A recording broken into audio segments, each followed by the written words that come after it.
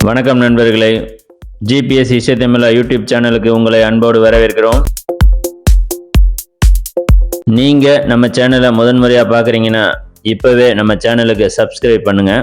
கூடவே பக்கத்தில் இருக்கும் ஆல்ங்கிற பட்டனையும் கிளிக் பண்ணிவிடுங்க. அப்போ தான் நாங்கள் போடும் வீடியோக்கள் எல்லாம் உங்களுக்கு நோட்டிஃபிகேஷனாக வந்து சேரும். வாங்க வீடியோக்குள்ளே போகலாம். பல அதிசயங்கள் கொட்டி கிடக்கும் ஏழைகளின் ஊட்டி என்று அழைக்கக்கூடிய கொல்லிமலையை பற்றி தாங்க இன்றைக்கு பார்க்க போகிறோம். இந்த வீடியோவை ஸ்கிப் பண்ணாமல் கடைசி வரைக்கும் பாருங்கள். அப்போ தான் நாங்கள் இந்த வீடியோவில் கூறியிருக்கும் விஷயங்கள் எல்லாம் உங்களுக்கு தெளிவாக புரியும். கொல்லிமலை நீங்கள் வரணும்னா நீங்கள் எந்த பகுதியிலேருந்து வந்தாலும் நாமக்கல் வந்துடுங்க. நாமக்கல் டிஸ்ட்ரிக்டில் அமைந்துள்ள ஒரு அருமையான டூரிஸ்ட் பிளேஸ் தான் இந்த கொல்லிமலை.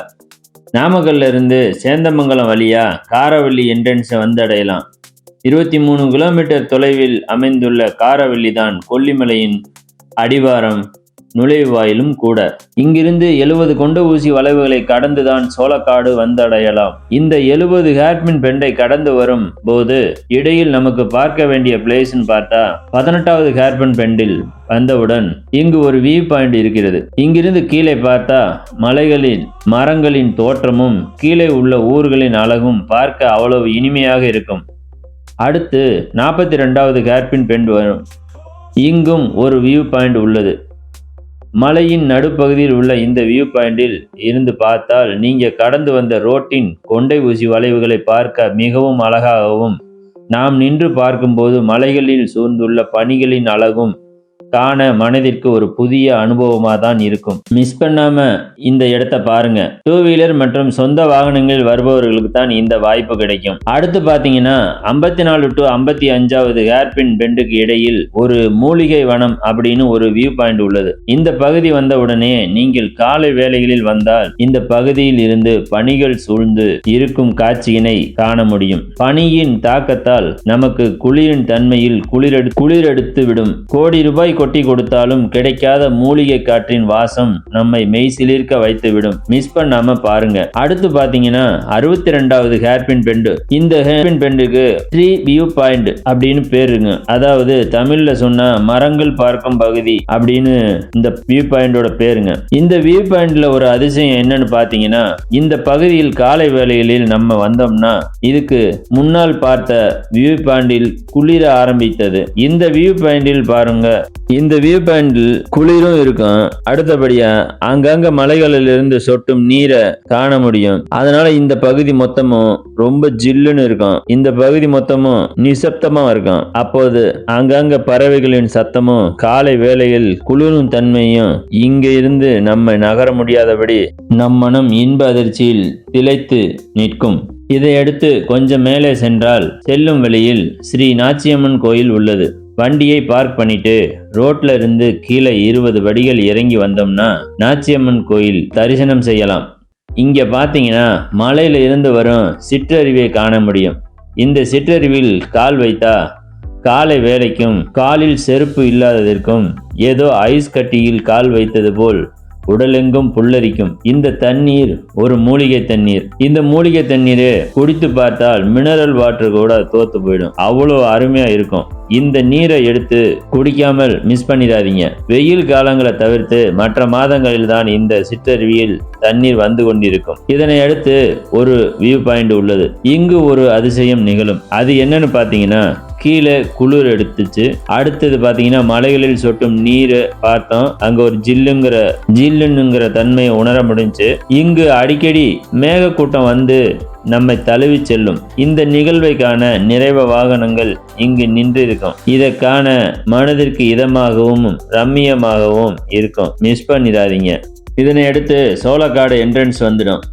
நீங்க கொல்லிமலை வந்தா நான் சொல்லி இருக்கும் இடங்களை அவசியம் கண்டு மகிழுங்கள். எனக்கு தெரியாத இடங்கள் இருந்தால் கமெண்ட் பாக்ஸில் சொல்லுங்க, அனைவருக்கும் பயன்படும். சோளக்காடு தான் கொல்லிமலையின் முக்கியமான பகுதி. இங்கிருந்து தான் கொல்லிமலையில் அனைத்து பகுதிக்கும் செல்ல முடியும். சோளக்காட்டில் நமது வீட்டுக்கு தேவையான மளிகை ஜாமான்கள், அதாவது அஞ்சரை பெட்டி ஜாமான்கள் மிகவும் மலிவு விலையில் கிடைக்குங்க. மிளகு, சோம்பு, சீரகம் இதுபோல் இங்கே விளையிற பொருட்கள் எல்லாம் நமக்கு மிகவும் மலிவாக கிடைக்குங்க. சாம்பிராணி மரத்தில் இருந்து இயற்கையாக வடியும் பால் சாம்பிராணி மற்றும் குங்குலியம், வெண்கடுகு இவை அனைத்தும் இங்கு மலிவாக கிடைக்கும். இது திருஷ்டியை போக்குறதுங்க. அதனால் அவசியம் வாங்கிட்டு போய் வீட்டில் யூஸ் பண்ணி பாருங்கள்.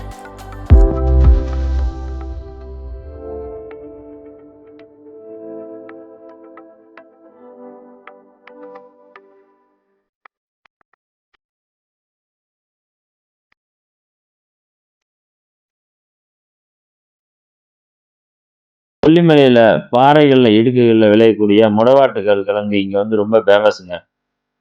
இந்த பகுதியில் எங்கே பார்த்தீங்கன்னாலும் முடவாட்டுக்கால் கிழங்கு கிடைக்கும். சூப்பும் கிடைக்குங்க. மிஸ் பண்ணாமல் சூப்பு வாங்கி குடிங்க. கிழங்கு வாங்கிட்டு வந்து வீட்டில் சூப்பு வச்சு குடிங்க. இதில் இருக்கிற நன்மைகளை நீங்கள் தெரிஞ்சுக்கிட்டீங்கன்னா அவசியம் நீங்கள் கிழங்கை வாங்கிட்டு வந்து வீட்டில் சமைச்சு யூஸ் பண்ணி பார்ப்பீங்க. முடவாட்டுக்கால் கிழங்கோட நன்மைகள் என்னன்னு பார்த்தீங்கன்னா, கை கால் வலி, மூட்டு வலி, முதுகு வலி, கை கால் முடக்குவாதம், சளி, இருமல், காய்ச்சல், கால் வீக்கம், தோல் பாதிப்பு, சர்க்கரை நோய் உள்ளவங்க மூட்டு நரம்பு சம்பந்தப்பட்ட வலிகளையும் நீக்குங்க. இந்த முடவாட்டுக்கால் கிழங்க சின்னவங்கள்ல இருந்து பெரியவங்க வரைக்கும் அனைவருமே பருகலாங்க. மிஸ் பண்ணாம கொல்லிமலை வந்தா சூப்பு வாங்கி குடிங்க. முடிஞ்சா வீட்டுக்கு வாங்கிட்டு போய் சூப் வச்சு அனைவருக்கும் கொடுங்க. அடுத்து பார்த்தீங்கன்னா சோளக்காட்டில் பழங்குடியினர் சந்தை இருக்குதுங்க. இங்கே பார்த்தீங்கன்னா மலைகளில் விளையிற பொருட்களான மா, பலா, வாழை, கொய்யா, எலுமிச்சை, ஆரஞ்சு, நார்த்தங்காய் மற்றும் இங்கே விளையிற பொருட்களை எல்லாம் இங்கே வந்து சந்தைப்படுத்துகிறாங்க. நமக்கு தேவையானதை நம்ம வீட்டுக்கு வாங்கிட்டு வரலாம். அடுத்து பார்த்தீங்கன்னா நமது ஊர்களில் விளையிற பழங்களில் உள்ள சுவையை விட மலைகளில் விளையும் பழங்களில் சுவை அதிகமாக இருக்குதுங்க. மிஸ் பண்ணாமல் வாங்கி சுவைத்து மகிழுங்க. மலைகளில் சாப்பிட அதிகமான இடங்களில் பார்த்தீங்கன்னா குழிப்பணியாரம் தாங்க கிடைக்குது. நம்ம ஊர்களில் கிடைக்கிற உணவு பார்த்தீங்கன்னா பெரிய பெரிய ஊர்களில் இருக்கிற கடைகளில் மட்டும்தான் கிடைக்குங்க. மற்ற பகுதியெல்லாம் பார்த்தீங்கன்னா குழிப்பணியாரம் தாங்க இங்கே ஃபேமஸாக கிடைக்குதுங்க. அதனால் கிடைக்கிற இடத்துல கிடைக்கிற உணவை வாங்கி சாப்பிட்டு மகிழுங்கள். கொல்லிமலையில் நம்ம பார்க்க வேண்டிய இடம் எட்டுக்கை அம்மன் கோயில், அரப்பளீஸ்வரர் கோயில், படகு இல்லம், மாசிலா அருவி, ஆகாயகங்கை அருவி, நம்ம அருவி, கவரவட்டி அருவி, அதுபோல் கொல்லிமலையில் நிறைய அமானுஷ்யங்கள் நிறைந்துள்ள பகுதிகள், அப்புறம் கொல்லிமலையில் தங்கி செல்கிற மாதிரி ரெசார்ட்டுகள், அப்புறம் பெரிய பெரிய ஹோட்டல்கள், இதுபோல் அனைத்தும் இந்த கொல்லிமலையில் இருக்குதுங்க. அது எல்லாம் நம்ம அடுத்த பதிவில் விரிவாகவும் தெளிவாகவும் பார்க்கலாங்க. இப்போ நம்ம மாசி பெரியண்ணசாமி கோயிலுக்கு போகலாங்க. மாசி பெரியண்ணசாமி கோயிலுக்கு சோளக்காட்டுல இருந்து போகணும்னா 3 வழி இருக்குதுங்க. அதுல வழி பார்த்தீங்கன்னா சோளக்காட்டுல இருந்து குழிவளவு, எட்டுக்கையம்மன் கோயில், சங்கர்லிக்க ஆசிரமம் வழியா நத்துக்குழிப்பட்டி வந்து அங்க வண்டியை பார்க் பண்ணிட்டு மலைக்கு ஒத்தையடி பாதை வழியா நடந்து செல்லலாங்க. நத்துக்குழிப்பட்டிக்கு பஸ் வசதியும் இருக்குதுங்க. சோளக்காட்டுல இருந்து 13 கிலோமீட்டர் தொலைவு தாங்க இந்த இடத்துக்கு. இங்க வண்டியை பார்க் பண்ணிட்டு இங்க இருந்து மலைக்கு 3 கிலோமீட்டர் வயல் காடுகளுக்கு நடுவுல வரப்புகளுக்கு நடுவுலையும் மலைகளுக்கு ஒத்தையடி பாதை வழியா செல்லலாங்க. பகுதி வழி போன உடனே பாதை ஒத்தையடி பாதை 2 வழியா பிரியுங்க. அதுல வலதுபுறம் போனீங்கன்னா பெரியசாமி கோயிலுக்கு போலாங்க. இன்னொன்னு இடதுபுறம் வந்தீங்கன்னா காமாட்சி அம்மன் கோயிலுக்கும் போலாங்க. காமாட்சி அம்மன் கோயில் சின்ன கூரை கோயில் தாங்க. மலைகளில் கிடைக்கிற மலை பில்லுகளை வச்சு கூரை வேஞ்சிருப்பாங்க. இங்கு அம்பாலை நீங்கள் தரிசனம் பண்ணணும்னா ஒன்று குனிஞ்சு தரிசனம் பண்ணலாம், அல்லது மண்டிக்கிட்டு தான் தரிசனம் பண்ணணும். சாமியின் நுழைவாயில் ரொம்ப மிகவும் தனிவாக தாங்க இருக்கும். அம்பாலை தரிசனம் செய்துவிட்டு அருகிலே இருக்கும் கருப்பணசாமியும் தரிசனம் செய்துவிட்டு மாசி பெரியண்ணசாமிக்கு கோயிலுக்கு இது வழியாகவும் நீங்கள் போகலாங்க.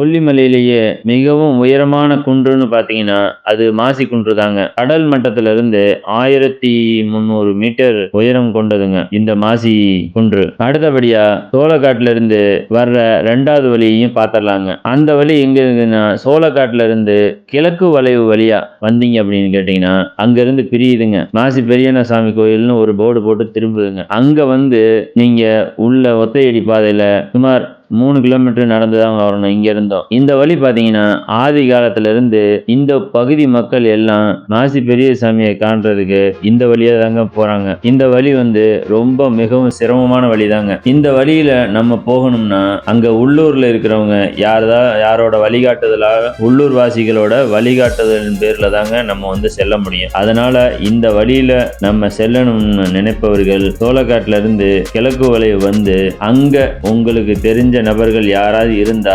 அவங்களோட துணையோட கோயிலுக்கு செல்லுங்க. அடுத்து 3வது வழியையும் பார்த்துடலாங்க. சோளக்காட்டுல இருந்து எருமநாடிப்பட்டி வழியா 7 கிலோமீட்டர் தொலைவில் மலையோட அடிவாரத்துக்கு வந்து அடையலாங்க. இருக்கிறதுலையே மிகவும் ஈஸியான வழி இதுதாங்க. ஆனால் இங்கே வந்து இந்த இடத்துக்கு வர்றதுக்கு பஸ் வசதி கிடையாதுங்க. 2 வீலரில் வரலாங்க, இல்லைன்னா சொந்த வாகனம் வச்சுருந்தீங்கன்னா வந்துடலாங்க. இங்கேருந்து நம்ம கோயிலுக்கு நடந்து ஒத்தையடி பாதை வழியாக தாங்க நடந்து போகிற மாதிரி இருக்கும். கோயிலுக்கு இங்கேருந்து தாங்க குடிநீர் தேவைக்கு குடிநீர் பைப்லைன் போட்டு இங்கே இந்த வழியாக தாங்க எடுத்துகிட்டு போயிருக்காங்க.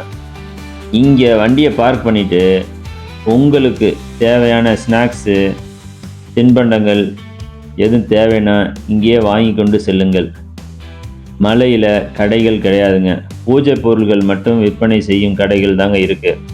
சாப்பிட இங்கே வந்து குழிப்பணியாரம் கிடைக்குதுங்க. சாப்பிட்டு விட்டு மலை ஏறுங்க. நாங்கள்லாம் 10 வருஷத்துக்கு முன்னால் இந்த இடத்துக்கு வந்தபோது இந்த இடத்துல பார்த்தீங்கன்னா 2 பக்கமும் வண்டியை பார்க் பண்ணிவிட்டு ஒரே ஒரு பொட்டி கடை தாங்க இருந்துச்சு.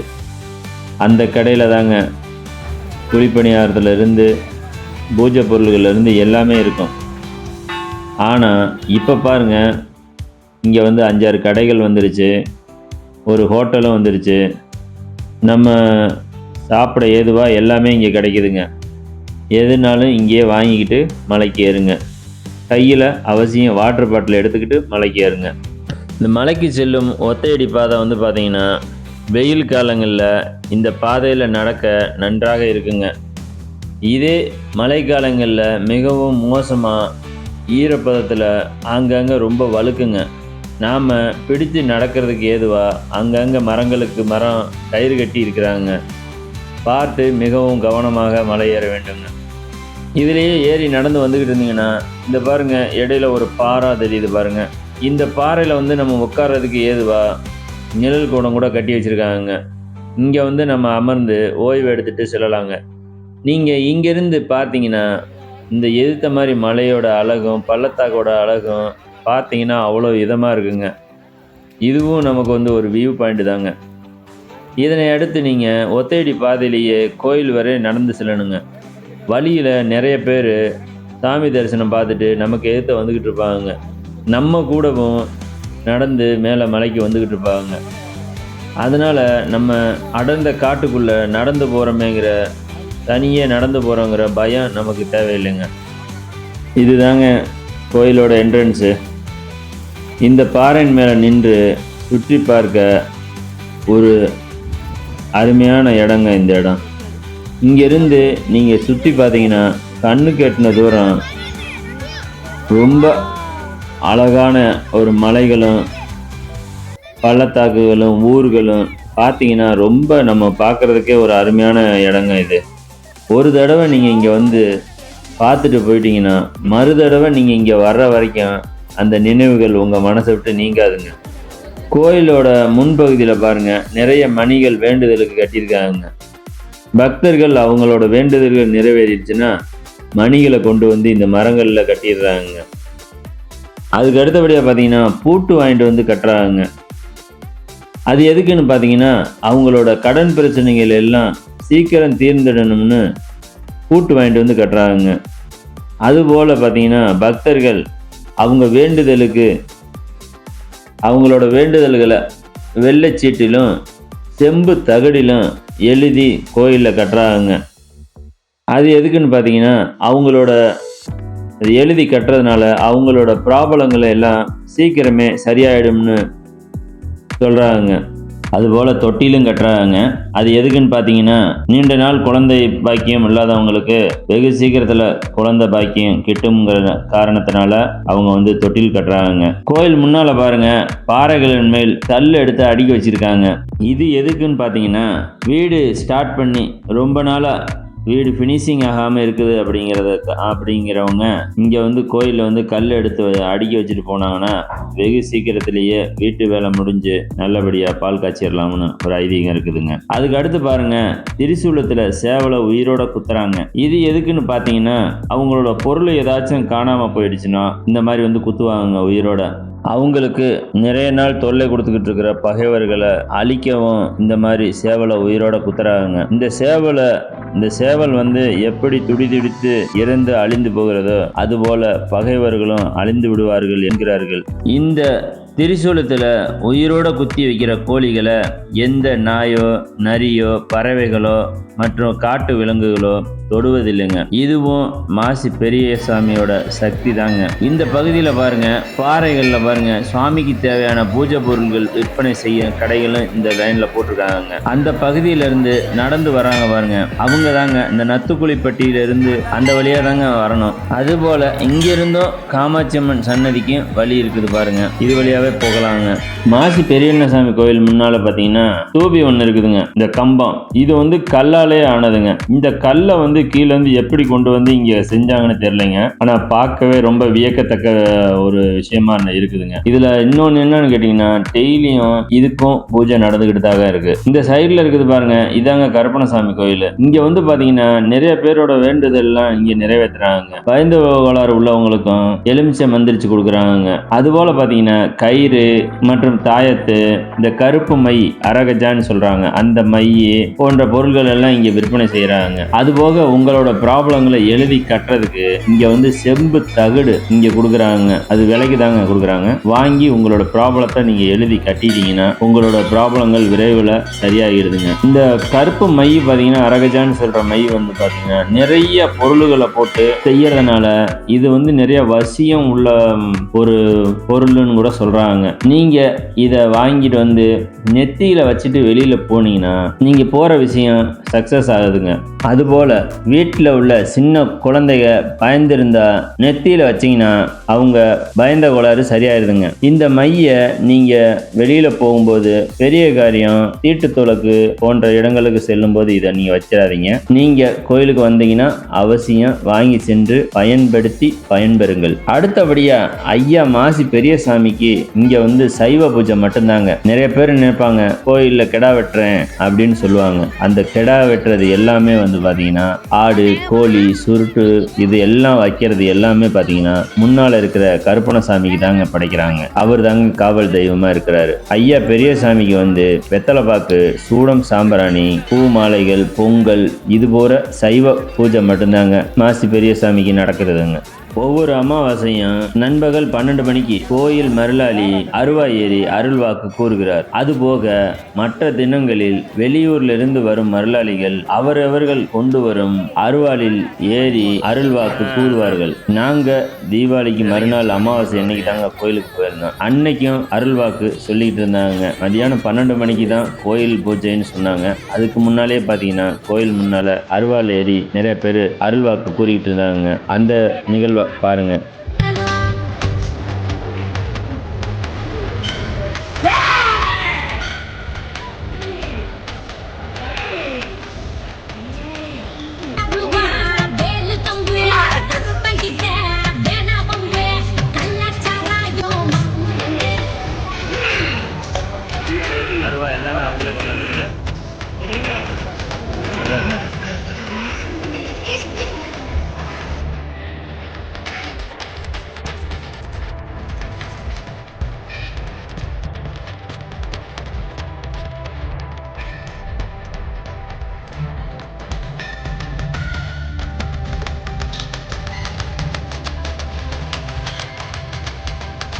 இங்க பில்லி, சூனியம், பேய், பிசாசு, பயந்த கோளாறு அனைத்தையும் இங்க கருப்பணசாமி முன்னால நிவர்த்தி செய்யறாங்க. மாசி பெரியண்ணசாமி கோயிலுக்கு வந்தீங்கன்னா பயந்த கோளாறு உள்ளவங்களுக்கு மலைக்கு வந்துட்டு போனீங்கன்னாவே எல்லாம் கிளியர் ஆயிடுதுங்க. அடுத்தபடியா இந்த மாசி பெரியண்ணசாமி இந்த மலைக்கு வந்த வரலாறு என்னன்னு பாத்தீங்கன்னா, பல 100 வருஷத்துக்கு முன்னால சிவபெருமான் கைலாயத்துல இருந்து தென்னகத்தை சுற்றி பார்க்க சுற்றுப்பயணம் வந்தாராம். கைலாயத்துல இருந்து சிவபெருமான் போய் ரொம்ப நாளா ஆயிடுச்சுன்னு சிவபெருமானை தேடி பார்வதி தேவியார் கைலாயத்திலிருந்து கிளம்பியிருக்காங்க.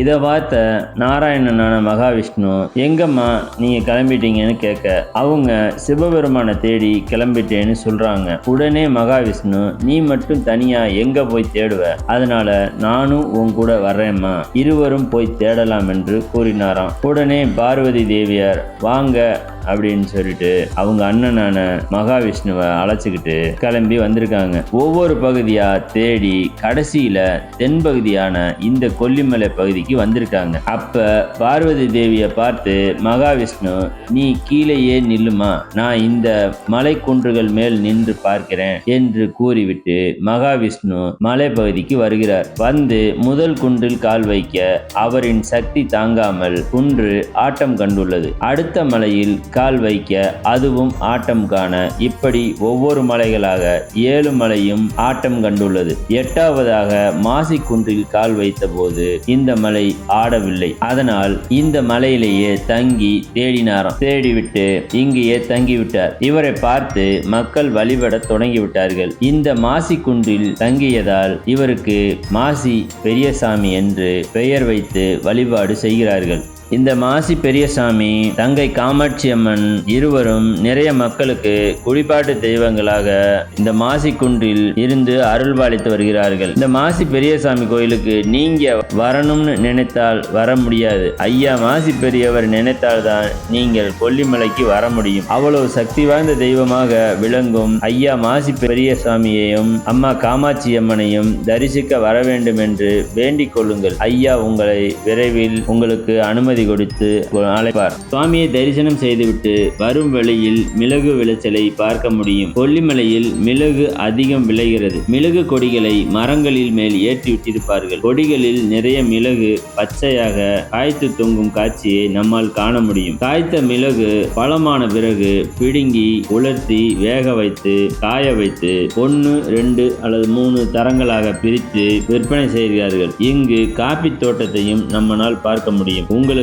தேவைப்பட்டால் இயற்கையாக விளையும் மிளகை கொல்லிமலையில் பர்ச்சேஸ் செஞ்சுட்டு வாங்க. மாசி பெரியசாமி கோயிலில் எனக்கு தெரிந்த விஷயங்களை உங்களுடன் பகிர்ந்துள்ளேன். எனக்கு தெரியாத விஷயங்கள் இருந்தால் கமெண்ட் பாக்ஸில் தெரிவிங்கள். அனைவருக்கும் பயன்படும். கொல்லிமலையில் உள்ள மற்ற பகுதிகளை அடுத்த வீடியோவில் பார்க்கலாம். நன்றி, வணக்கம்.